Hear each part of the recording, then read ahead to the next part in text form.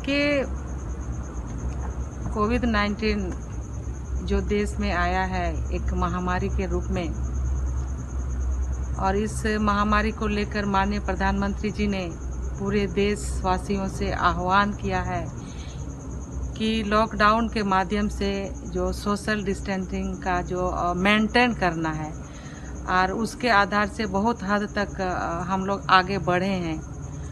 और झारखंड जहाँ तक विषय है, झारखंड भी अच्छा स्थिति तो हम लोग नहीं कह सकेंगे, क्योंकि यहाँ जो वायरस है बहुत स्पीड में आगे बढ़ रहा है। और अगर आंकड़ा हम लोग देखेंगे झारखंड का किस तरह से आगे बढ़ रहा है, तो आज जो विषय आप बोल रहे हैं कि आप लोग जो अभी बात आज जो आई है कि माननीय मुख्यमंत्री जी के परिवार का ही एक भाई यहाँ पर आके वो बिल्कुल प्रेस कॉन्फ्रेंस किए हैं और मीटिंग किए हैं, तो हम इसको सीधे शब्दों में कह सकते हैं ये सत्ता का दुरुपयोग निश्चित रूप से ये कर रहे हैं। और हम तो ये सवाल खड़ा कर सकते हैं कि क्या मुख्यमंत्री का परिवार को कोरोना मुक्त कर दिया गया है क्या?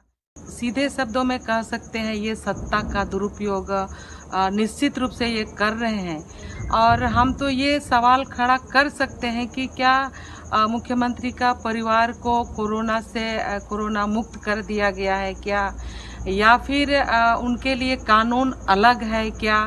एक आम जनता के लिए कानून और एक बड़े खानदान के लिए कानून, दोनों अलग अलग चीज़ है क्या? तो ये सारे चीज़ें जो है जनता को जानना चाहिए कि कहीं वो लोग बाहर से यहाँ कोरोना लेके ना आ रहे हों। इसीलिए हम सभी लोगों को अपने आप में सावधान होने की ज़रूरत है। और इस तरह का जो मनसा लेके लोग क्षेत्र में बाहर से आ रहे हैं, इस जिला में रहने वाले, दुमका में रहने वाले लोगों को किसी भी एक्टिविटी से बाहर कर दिया जा रहा है, वंचित कर दिया जा रहा है, और बाहर से आके लोग यहाँ एक्टिविटी कर रहे हैं, तो अपने आप में एक सवाल खड़ा कर रहा है। तो क्या लगता है उन पे कार्रवाई होनी चाहिए?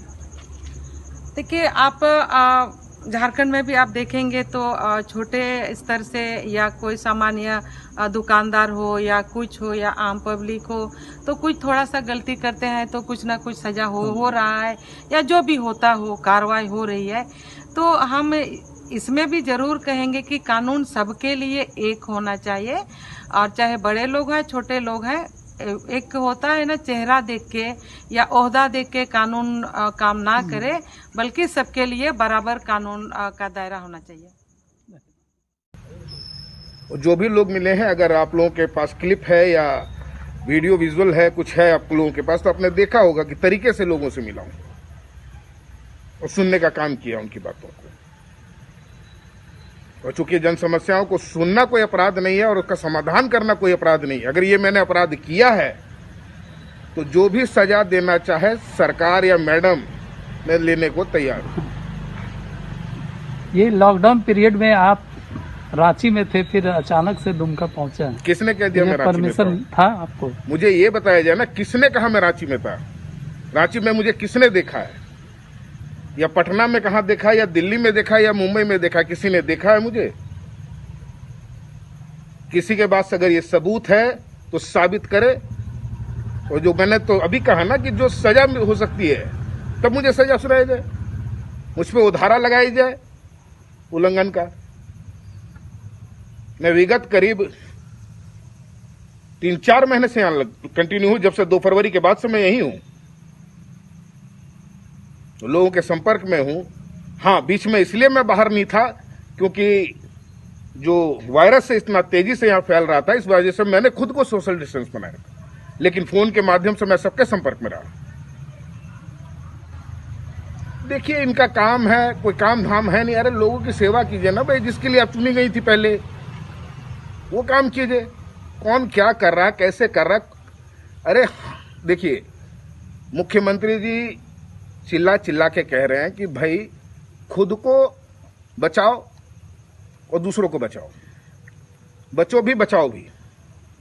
तो इस चीज का चिल्ला के वो कह रहे हैं, तो हम लोग यहाँ के नागरिक हैं, हम लोग भी इस चीज को समझते हैं और समझने का काम कर रहे हैं।